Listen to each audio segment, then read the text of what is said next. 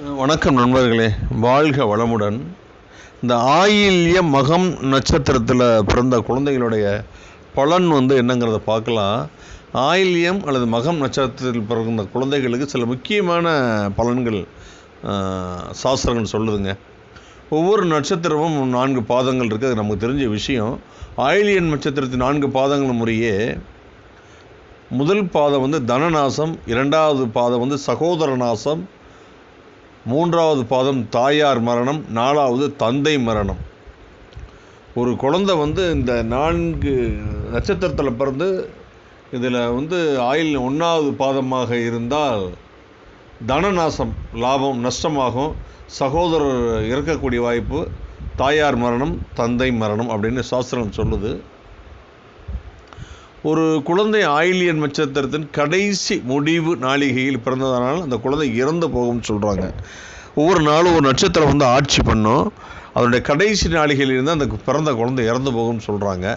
இந்த தோஷத்தால் வரும் துர்பலன்களை தவிர்க்க இந்த மாதிரி குழந்தை பிறந்துருச்சு அப்படின்னா ருத்ரன், காலன், அந்தகன், மிருத்யு ஆகிய கடவுள்களுக்கு முறையான சாந்தி பரிகாரங்கள் செய்யணுங்க.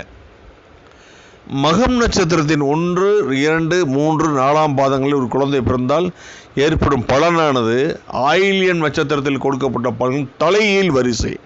அப்போ மகம் நட்சத்திரத்தில் ஒரு குழந்தை பிறந்ததுன்னா 1வது பாதத்தில் பிறந்தால் தந்தை மரணம், 2வது பாதத்தில் பிறந்தால் தாயார் மரணம், 3வது பாதத்தில் பிறந்தால் சகோதர நாசம், 4வது பாதத்தில் பிறந்தால் குடும்பத்தில் உள்ள சொத்துக்கள் நாசமாகும்.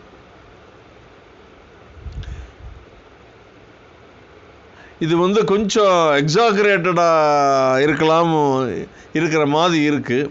ஆனால் தர்மசாஸ்திரம்னு ஒன்று இருக்குது. அதில் என்ன சொல்லியிருக்காங்க அப்படின்னா, ஆயில்ய நட்சத்திரத்தின் மொத்த நாளிகையை 10 பாகமாக பிரித்து கொள்ள வேண்டும். ஒரு நாளைக்கு ஒரு நட்சத்திரம் ஒரு நாளைக்கு இருக்கும், அது 10 பாகமாக பிரிச்சுக்கணுமா.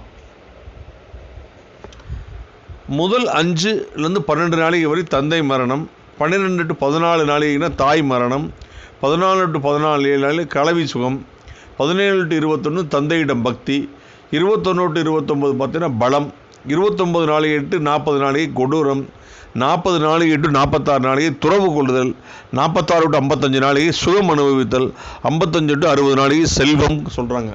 அதாவது ஆயில்யன் நட்சத்திரத்தில் ஒரு நாளோட நாளிகையை, ஒரு நாளிகை அப்படிங்கிறது 24 நிமிஷம். அப்போ இந்த 24 மணி நேரத்துக்கு எத்தனை நாளிகை வருதுன்னு பார்த்துக்குங்க. அதில் 5 முதல் 0 to 5 தியாஜியம் சொல்லுவோம், ராஜ்யம். அடுத்தது 5 to 12 இப்போ நான் சொன்ன மேட்டர்கள்லாம் உங்களுக்கு வரும், செக் பண்ணி பாருங்கள் அப்படின்னு சொல்கிறாங்க. இப்போது இன்னொரு நூலில் என்ன சொல்கிறாங்க அப்படின்னா, ஆயில்யம் 1ஆம் பாதம் நன்மை, 2ஆம் பாதம் தனநாசம், 3ஆம் பாதம் தாயாருக்கு தீமை, 4ஆம் பாதம் மாமனாருக்கு தீய பலன்கள் உண்டாகும் அப்படின்னு சொல்லப்படுகிறது. மகம் நட்சத்திரத்தின் முதல் பாதம் பிறந்த குழந்தைக்கு ஆகாது என்றும் சொல்லப்படுகிறது. இப்போ உங்களுக்கு ஒரு பொண்ணு ஆயில்ய நட்சத்திரத்தில் பிறந்திருந்தால் ஆக்சுவலாக சயின்ஸ் என்ன சொல்லுது அப்படின்னா, சயின்ஸ் என்ன சொல்லுது அப்படின்னா, ஆயில்யன் நட்சத்திரம் புதனோட நட்சத்திரம். ஒரு பொண்ணு கல்யாணம் பண்ணி அங்கே போச்சு அப்படின்னா என்ன ஆகும் அப்படின்னா, புத்திசாலியாக இருப்பாங்க. புத்திசாலியாக இருந்தாங்க என்ன பண்ணுவாங்கன்னா, சாவி கோத்தை வாங்கி வச்சுக்குவாங்க. சாவி கோத்தை அவங்க கைக்கு போயிடும். இதுக்காகத்தான் ஆக்சுவலாக சயின்ஸை தான். புத்திசாலியாக இருப்பாங்க, மாமனார் மாமியாரை ஓவர்டேக் பண்ணிட்டு போயிடுவாங்க. இந்த பொண்ணுக்கு அடங்கி தான் மாமனார் மாமியார் வாழ வேண்டிய சூழ்நிலை வரும். அதனால் கல்யாணம் பண்ணக்கூடாதுன்னு சொல்லுவாங்க. காஞ்சி பெரியவர் மகா தவறு அப்படின்னு சொல்கிறாரு.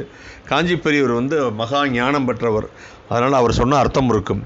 அதனால் தயவு செய்து ஆயில்யன் நட்சத்திரத்தில் பிறந்த பொண்ணு நீங்கள் அவாய்ட் பண்ணாதீங்க, சரிங்களா? மீண்டும் ஒரு நல்ல பதிவில் நான் உங்களை சந்திக்கிறேன். உங்களிடமிருந்து விடைபெறுவது உங்கள் அன்பு நண்பன் டாக்டர் பாலகிருஷ்ணன். கோவையிலிருந்து இந்த பதிவு நான் போட்டுட்ருக்கேன்.